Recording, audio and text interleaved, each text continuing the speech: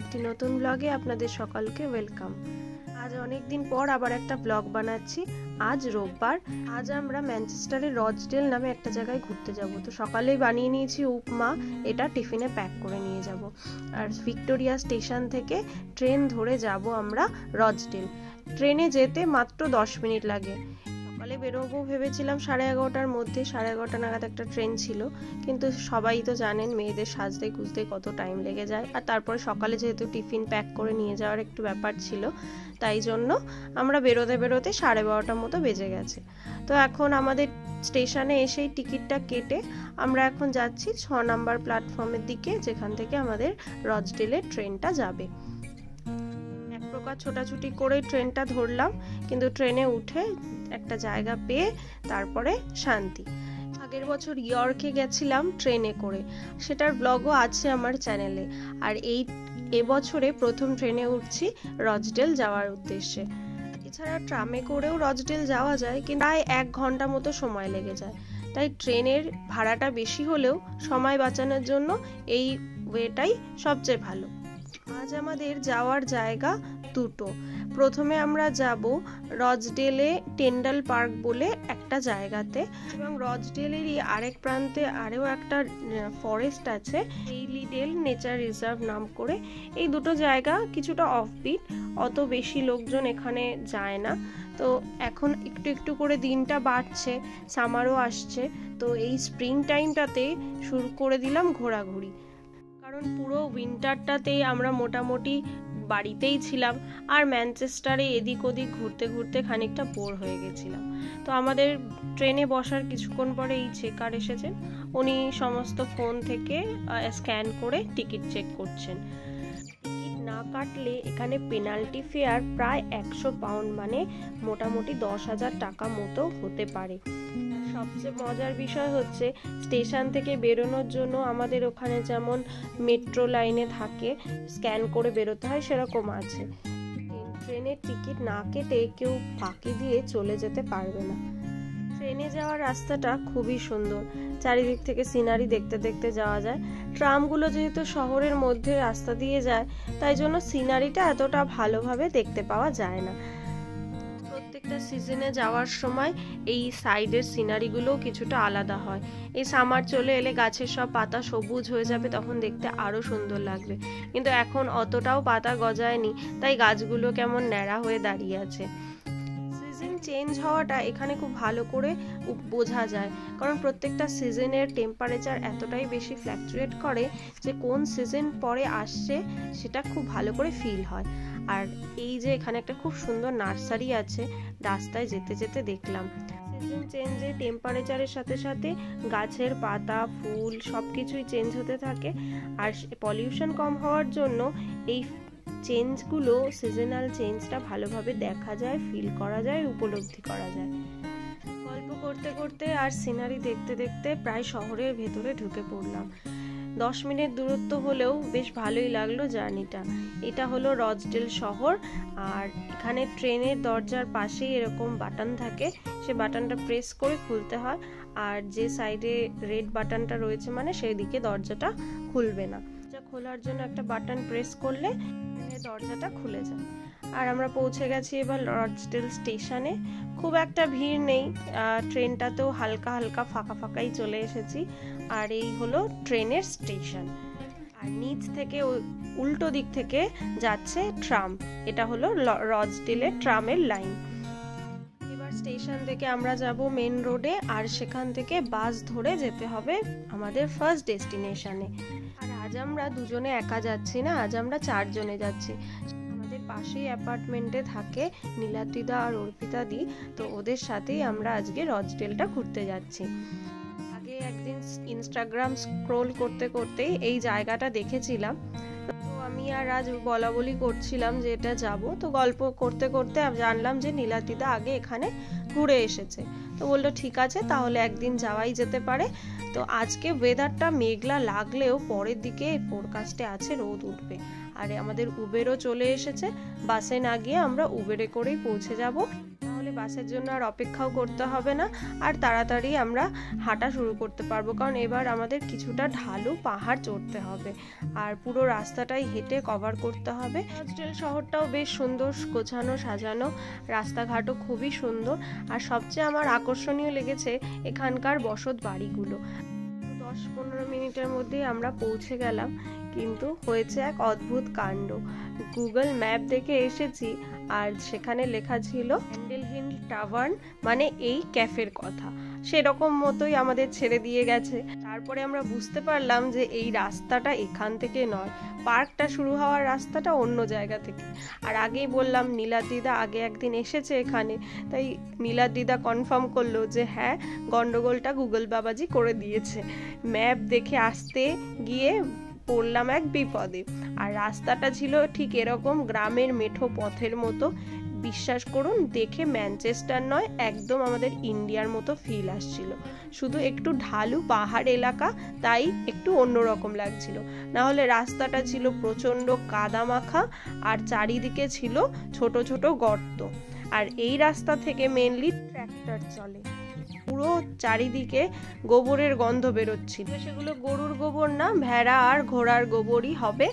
তো যাই হোক, সেই জায়গা থেকে আমরা আবার খুঁজতে খুঁজতে চললাম যে আসল হিল টপের দিকে। তো সেই মতোই হাঁটা শুরু করেছি। তবে এদিকে এসে আমাদের খারাপ কিছু লাগেনি, কারণ এই দিকের সিনারিটা খুবই সুন্দর, চারিদিকে দুটো পাহাড়ের মতো ঢালু, আর এই অবস্থা দেখুন, এর পুরো কাদা মেখে খেলা করেছে।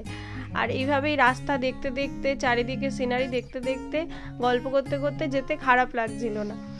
আমরা আর এক কাণ্ড করেছিলাম। আমরা তিনজনে, মানে আমি, রাজ আর অর্পিতাদি, তিনজনেই পরেছিলাম সাদা রঙের জুতো। বুঝতে পারিনি যে পাহাড়ি রাস্তা হলেও এরকম কাদা মাখা হবে। আর আমাদের তো তখন কাদা মাখা রাস্তা দেখে কান্না পেয়ে গেছিল, কারণ আমাদের সবার জুতোয় প্রচুর পরিমাণে কাদা লেগেছে। আর বাড়ি গিয়ে সেই কাদা তুলে আমাদের জুতো পরিষ্কার করতে হবে, না হলে এই সাদা জুতো আর চোখে দেখা যাবে না। আর পথচারী বা আশেপাশে যাদেরকেই আমরা রাস্তা জিজ্ঞেস করেছি, তারা প্রথম দিনই দেখে বলেছে আমাদের জুতোর জন্য আজকের দিনটা আর আজকের এই রাস্তাটা খুবই খারাপ। দুদিকে শক্ত আছে। রাজিকে বল যে আরেকবার ওইখানে কাদার মধ্যে যেতে, তুই আরেকটা ভিডিও কর। না থাক, কাদার মধ্যে যাচ্ছে। তো এইভাবেই মজা করতে করতে আমরা এগিয়ে যাচ্ছিলাম। জুতোয় তো কাদা লেগেছেই, কিন্তু মজাটা আমাদের একইভাবে অনেকটাই হয়েছে এই রাস্তা দিয়ে যেতে যেতে। আর আমরা ভাবছিলাম যে এতটা রাস্তায় হেঁটে এসে যে কতটাই না সুন্দর দৃশ্য দেখতে পাবো, কিন্তু সত্যি চারিদিকটা খুবই সুন্দর। আমরা প্রায় পৌঁছেই গেছি, আর ওই দূরে দেখা যাচ্ছে ওখানে আমরা যাব। ওই হিল টপটাই আমাদের গন্তব্যস্থল, যেটা আমরা এতটা ঘুরে ঘুরে এসেছি নিচ থেকে আর কাদার রাস্তা দিয়ে। দূরে দেখা যাচ্ছে এখানে সুন্দর দুটো উইন্ডমিল চলছে, একদম মানে অন্য রকমের অনুভূতি হচ্ছে। এত সবুজ চারিদিকটা, খুবই ভালো লাগছে। যদিও এখনো মেঘে ঢেকে রয়েছে আকাশটা, এটাই যখন সূর্যের আলোটা পড়বে তখন চারিদিকটা চকচক করবে। তো আমরা আবার রাস্তা থেকে আরেকটা জঙ্গলের পথে উঠলাম, কারণ রাস্তার দিকটা বললামই তো প্রচণ্ড আরও কাদাময় ছিল। তো এই জঙ্গলের রাস্তাটা থেকে যাওয়াতে দেখলাম কাদাটা নেই, কারণ এদিকটা একটু উঁচু, তাই জল আর জমে নেই।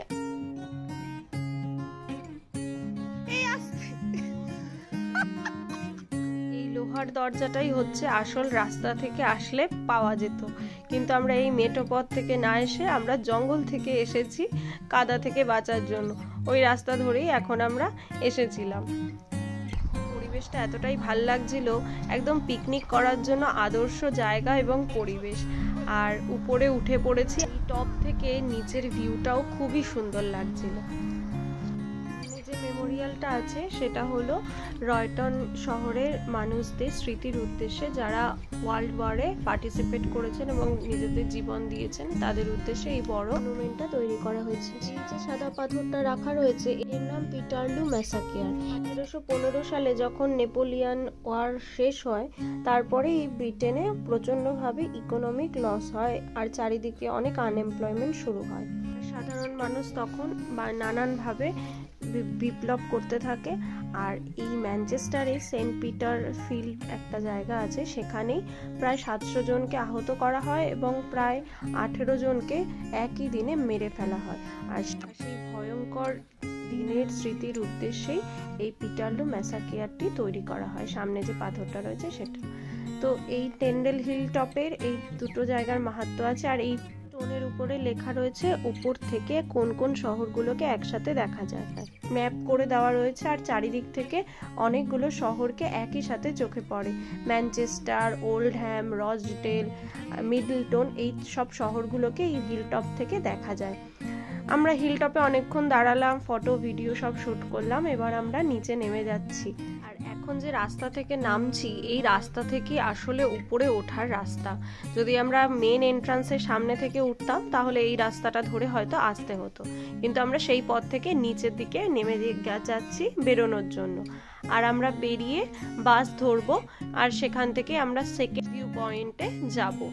আর এই দিকের রাস্তাটা খুবই ভালো, খুব ভালোভাবে কনস্ট্রাকশন করা রয়েছে। এখান থেকে সাইকেল নিয়েও যাওয়া যায়, হেঁটেও যাওয়া যায়। তো এই রাস্তাটা ধরে আসতে হবে, কিন্তু এই রাস্তায় কোনো গাড়ি চলবে না, শুধুমাত্র হাঁটা বা সাইকেল নেওয়ার জন্য পারমিশন দেওয়া আছে। তো আমরা এই রাস্তাটা ধরে আবার বনের মধ্যে থেকে প্রায় গেলাম। আর এই গাছগুলো একে অপরের ডালগুলোর সাথে এত সুন্দর করে মানে বেঁধে রয়েছে, যেন মনে হচ্ছে আকাশটাকে ঢেকে রেখেছে। তো এই রাস্তাটা দিয়ে যাওয়াটাও একটা দারুণ অনুভূতি ছিল। আমাদের রাস্তাটা ভুল করে পরের দিকে বেশ ভালোই লাগছে, কারণ আমরা বেশ এনজয় করেছি পুরো পাহাড়টা চড়া এবং নেমে যাওয়া। আর এখানে একটা ছোট্ট পার্ক আছে, পার্কটা আরো বড় করছে বলে গাছগুলো কিছুটা কেটেও দিয়েছে, কেটে রাখা রয়েছে সামনে। তো আমরা পৌঁছে গেছি, আর এখানে আমরা একটু লাঞ্চ করবো, যেটা আমরা বাড়ি থেকে বানিয়ে এসেছিলাম। গাছ রয়েছে চারিদিকে, মাঠের মতো। আর রাস্তাটা দেখে মনে হচ্ছে সেই ছোটবেলায় সিনারি আঁকতাম তখন সেই মেঠো পথগুলো ঠিক সেরকম ভাবে রাস্তাটা গেছে। ভেতরে যে এত সুন্দর একটা অফবিট জায়গা রয়েছে, না আসলে জানতেই পারতাম না। অনেক বড় বড় সুন্দর নাম করা জায়গা থেকে ওই ছোট ছোট জায়গাগুলোতে ঘুরে আসতে বেশ মাঝে মাঝে ভালো লাগে। ট্রেন করে গেলে শারীরিক কসরতটাও বেশ ভালোই হয়। আর বললাম একটু কফি খাবো। আর দেখেছেন এখন আকাশের অবস্থাটা, মেঘ কেটে পুরো নীল আকাশ আর একদম সাদা মেঘে ভরে গেছে। তাই জন্য আমাদের পরের দিকে ফটোগুলো দারুণ এসেছে। এই যে একটা ছোট্ট ক্যাফেটেরিয়া আছে, আর এর সামনে সুন্দর করে বেঞ্চ রাখা রয়েছে, কাঠের বেঞ্চ করা রয়েছে, টেবিল আর বেঞ্চ অ্যাটাচ করে। তো সেখানে আমরা বসলাম। আর এখানে ওয়াশরুম রয়েছে, আর আমরা একটু কফি আর আমাদের স্ন্যাক্সগুলো সব খেয়ে নেবো।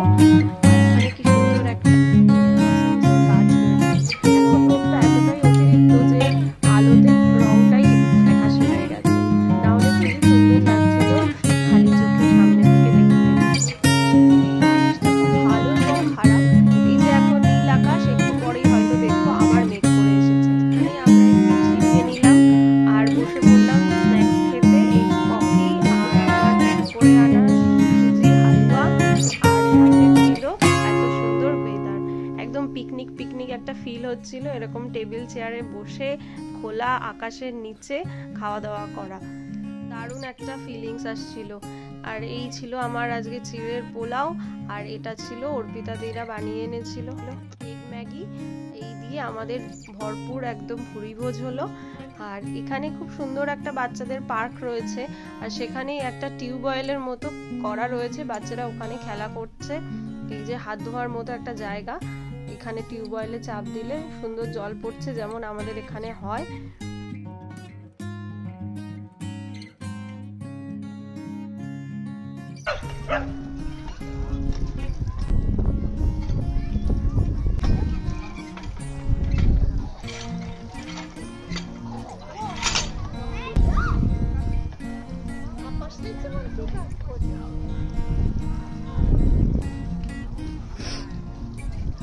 এদিকটা ঘুরে এলাম, আর এদিকে সুন্দর ড্যাফোডিলের গার্ডেন করেছে।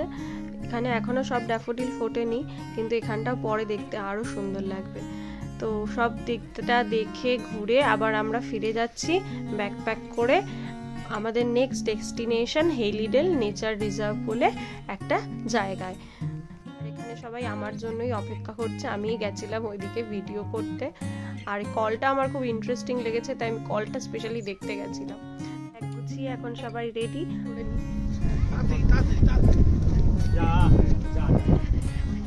দিয়ে একটু লিপস্টিক দিয়ে টাচ আপ করছে বলে সবাই মিলে খুব খেপাচ্ছিল। যাই হোক, এসব মজা করতে করতে আবার এগিয়ে গেলাম। এখানে আবার বিভিন্ন ভাষা লেখা কোটেশন, তো বাংলাতেও কোটেশন ছিল, বিশ্বে শান্তি বিরাজ করুক। সত্যি আমরা সবাই জীবনে শান্তি চাই, আমাদের চারিদিকে শান্তি চাই।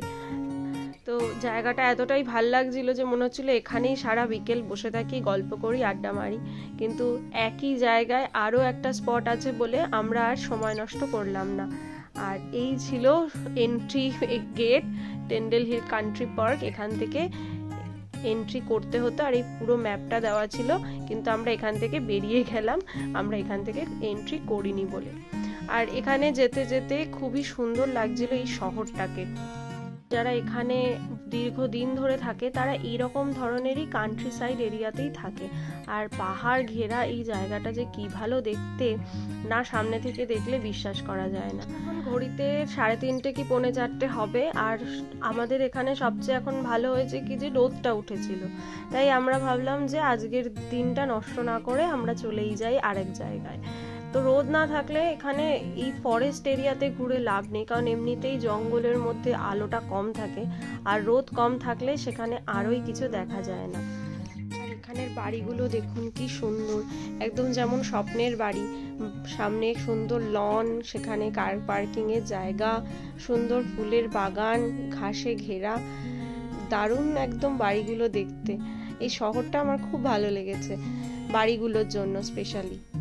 আজকের ব্লগটা এখানেই শেষ করছি, আমাদের ফার্স্ট ডেস্টিনেশন টেন্ডেল হিল কান্ট্রি পার্কে। আর পরের ভিডিওতে শেয়ার করব আমাদের নেক্সট ডেস্টিনেশন হেইলিডেল নেচার রিজার্ভটা। দেখা হবে পরের ব্লগটায়। আর ততক্ষণ আপনারা এই ব্লগটা দেখুন আর কমেন্ট করে অবশ্যই জানাবেন আমাদের আজকের ডেস্টিনেশনটা কেমন লেগেছে। সবাই সুস্থ থাকবেন, ভালো থাকবেন, সাবধানে থাকবেন। ব্লগটি লাইক অ্যান্ড শেয়ার করবেন, কমেন্ট করতেন অবশ্যই ভুলবেন না।